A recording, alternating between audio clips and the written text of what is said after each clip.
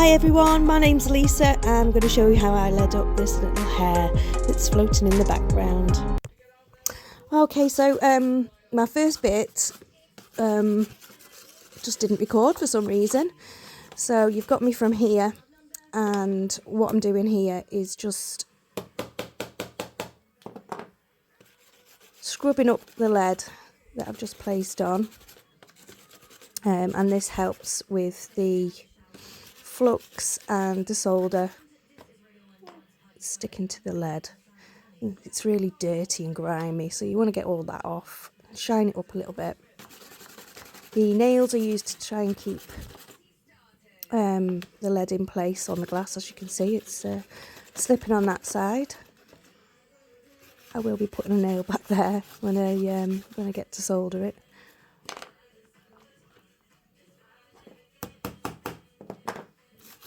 I've turned the noise off in the background because it's quite loud. You probably won't be able to hear me if it didn't.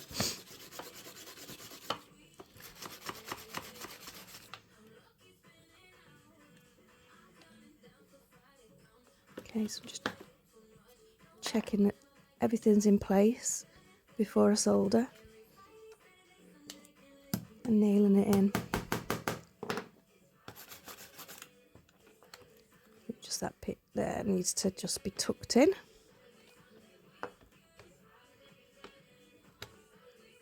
There you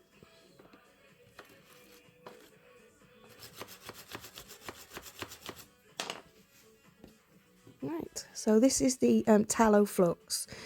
So you can get these from Creative Glass Guild, and they only cost £2.99, and it's the traditional flux that stained glass users use. Okay, so no gel, no liquid, just the tallow candle.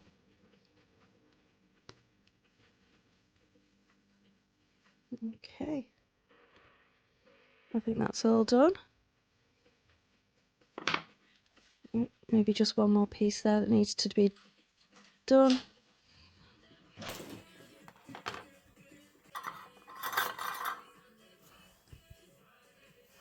Okay, this is the solder that I use. So it's a Weller hot iron, and you don't want to be using electrical irons. They don't quite do the same job. And the just put a bit more on there. The solder that I use generally is the 40-60, just because it stays liquid for a short time. But mostly people tend to use the 50-50, as it makes it a little bit flatter. So it's personal choice really. But I use the 40-60, and again I've bought that off Creative Glass Guild. And these are bought in little sticks rather than reels. I find the sticks a little bit easier. When I do buy the reels, I tend to chop them up into sticks. So it's just a little dab. That's all you need to join. You don't want loads on, just a little dab. Can you see there? Very quick. You don't want to leave your iron on for too long, because if you do leave it in the area for too long, it tends to melt the lead as well, which means you'd have to start all over again with another piece of lead, which isn't ideal. And if it's not quite right, just come away and let it cool and then go back over it again. Okay.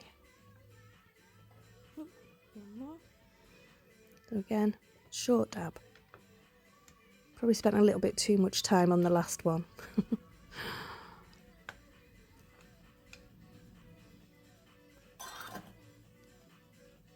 And just remember, I'm no expert.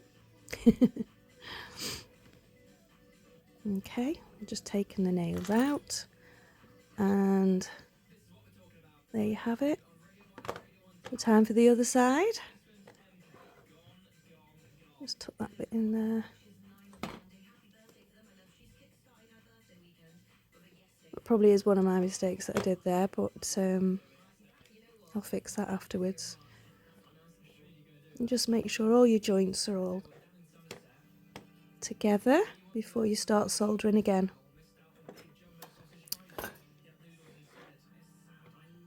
Just cut that edge off there. There we go, that's better.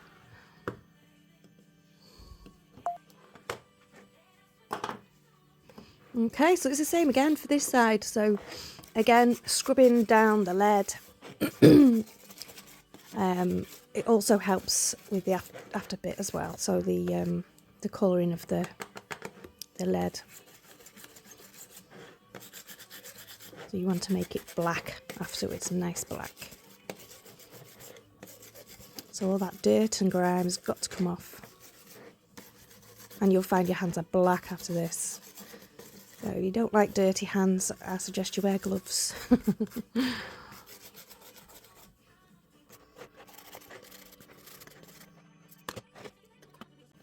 Almost there.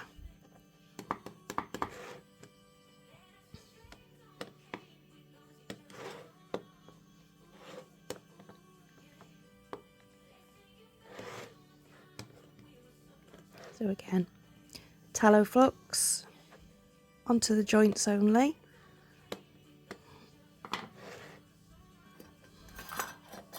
Just where you want to place the solder.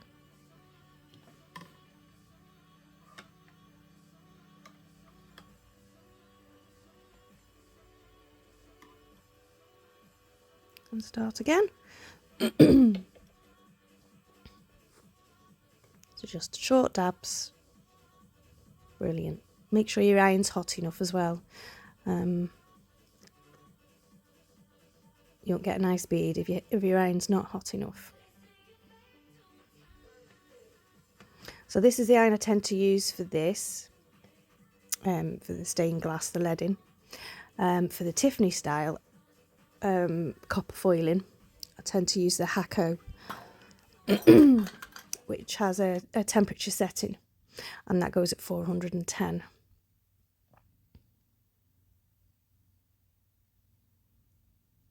This one has just one heat. Right, so we're moving on now quickly.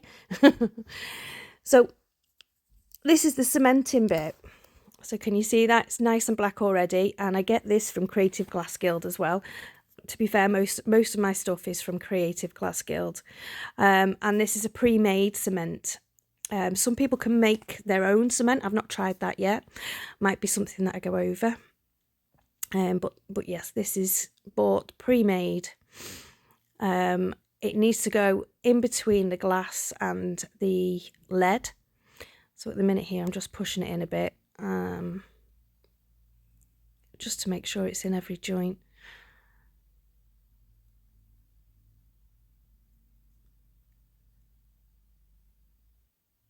Okay, and then with your brush, what you're going to do is you're going to push it into the joints.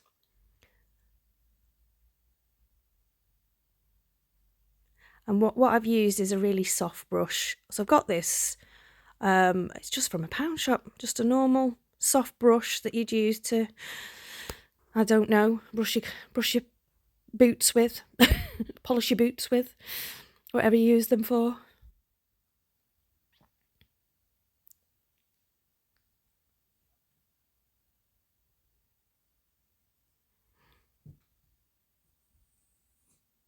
Okay, can you see that's all going into the joints nicely?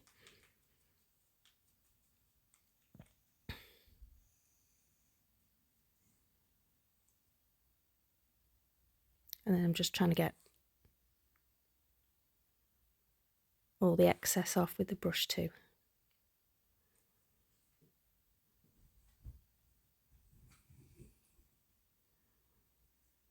And the last thing you want is the cement sticking to the glass. Not that it will, you can pick it off, but it's just a harder job afterwards.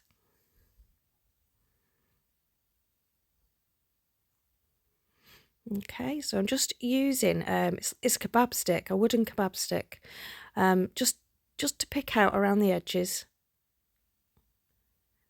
Can you see that?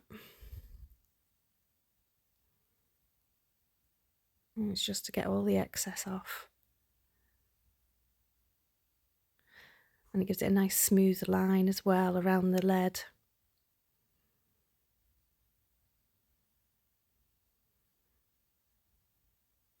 I like this bit. Nothing more satisfying than picking out the rubbish.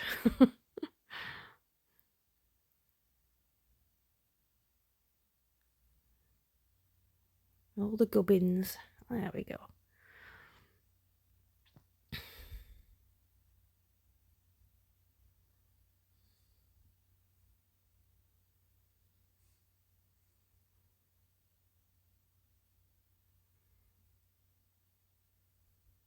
That's it.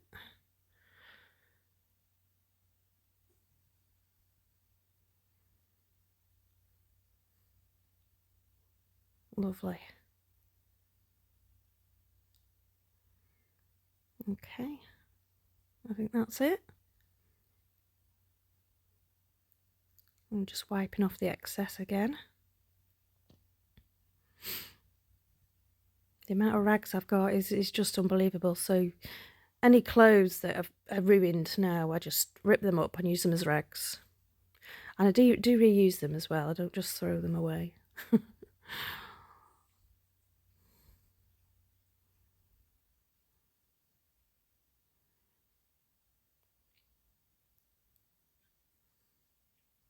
Well, I'd wear an apron for this as well because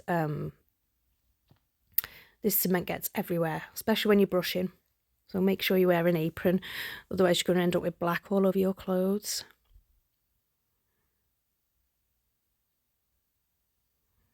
And just give it one more brush down. It's starting to look a bit shiny now.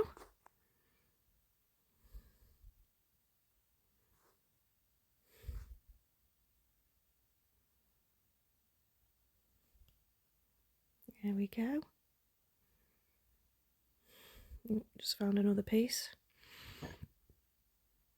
Pick that bit out.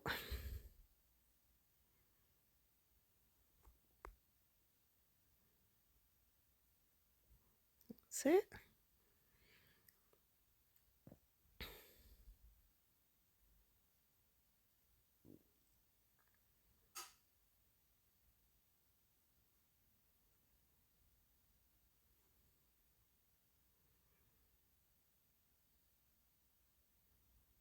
How filthy you get.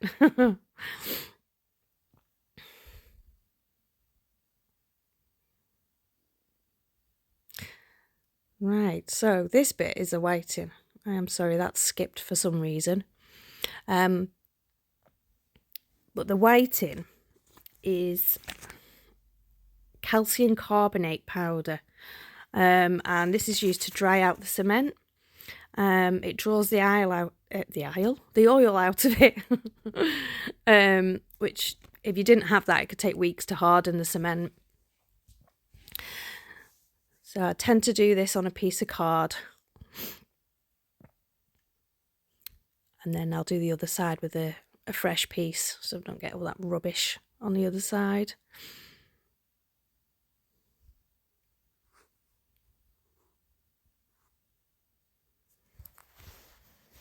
There we go.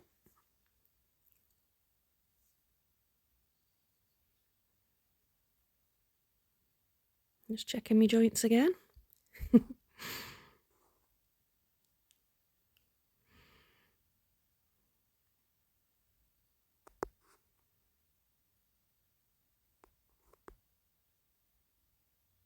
Oh, I've absolutely ruined my hands and nails doing this as well. But I just love it. Absolute love it.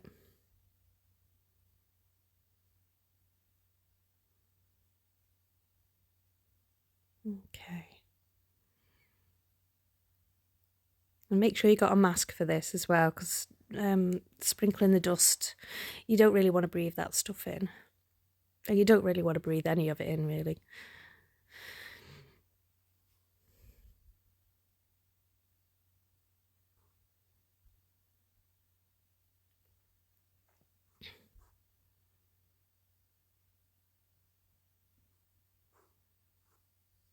Okay, so cement going in again. I've fast forwarded this bit because you've seen it before. I really don't think you want me talking through the same thing again. So quickly fast forward this to the whiting, because this has to be done on both sides. And there we go, sprinkle on the whitening. And just dusting that off with the brush. Going over it again to make sure it's going to be dried out.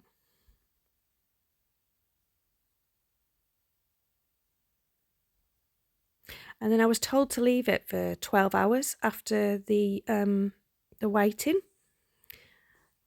It should be dry by then. Dry enough for you to lift it. Now this is only a small panel, so you shouldn't have to leave it for a week. So I left it overnight, cleaned it up, and then placed it on the wooden block afterwards.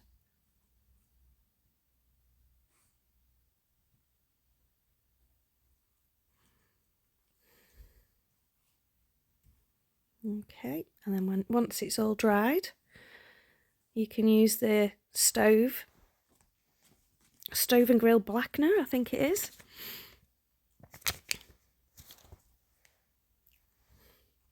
And again with another soft brush, after everything's been cleaned off, just rub it on into the lead, and you see how black it is. It's gorgeous stuff. So you don't need the patina at all. This stuff makes it black as it is.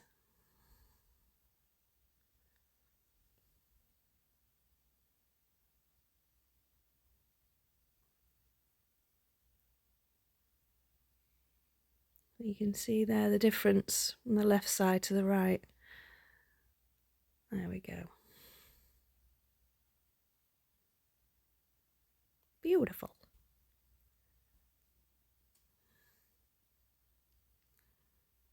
And make sure you get your sides and your bottom as well.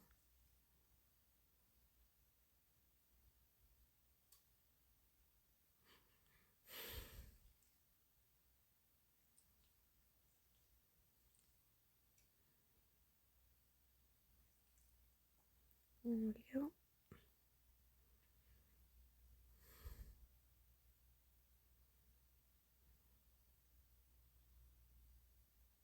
And then I'm going to give it a little polish.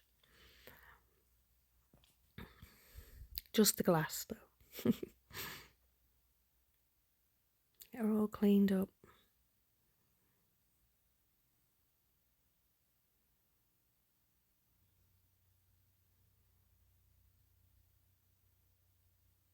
I'm not really using any polish for this, and because the stove polish works just as well.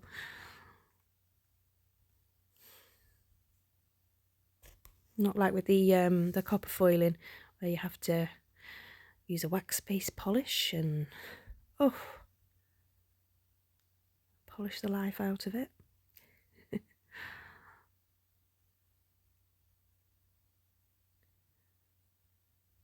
Almost done.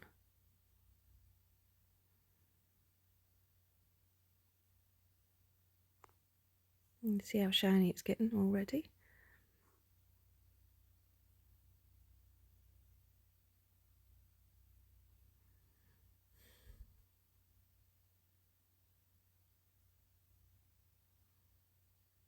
I'm trying to avoid the lead as much as I can, because obviously I want the black to stay on the lead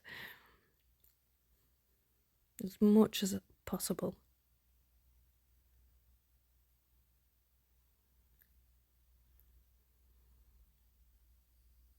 And you can always go back over this with the stove polish later on in time.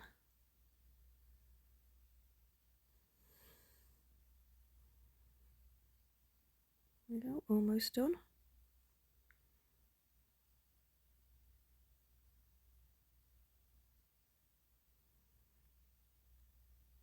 You've gone over the lead anyway, haven't I? But still, it's still dark.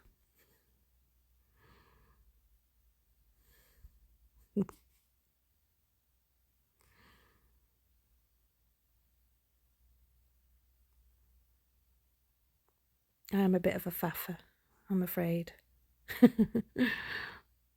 You've got to have it looking good, haven't you?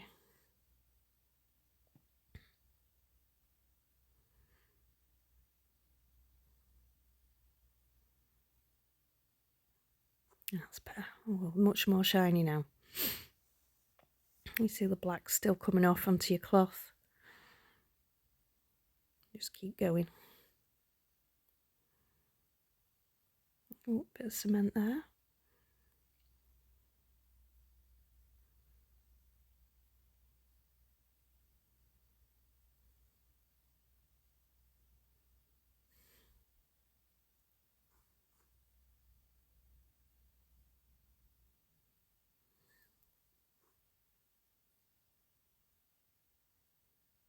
Almost done.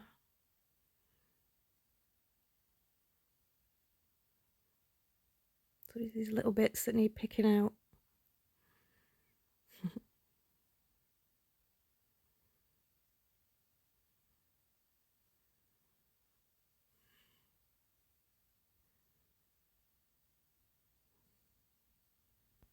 And there you have it, all finished, polished and on a stand.